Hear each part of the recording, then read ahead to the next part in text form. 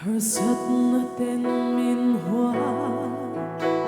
kapung at himge lunay na tsumdumin minboma matiang kadon ngamlo kama at himsi chan puy tulal pa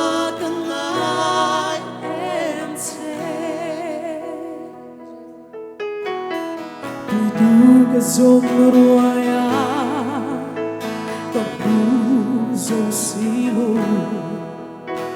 Tiin ka buhay na lo Zoang zensi Tunge ka belta ka Tiin ka rumah Chan puy tulal pa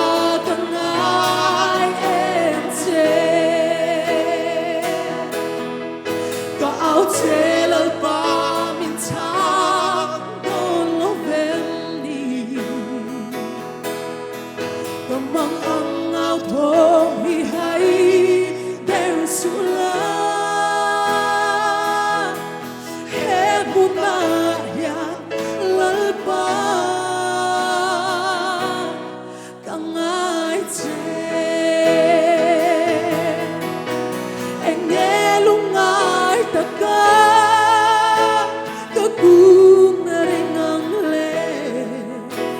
Kagena nang iyon rin siya Minakam nga ilaw ka siya Ang kiminit huwan som siya Ikya nga hautu aong silo Buwana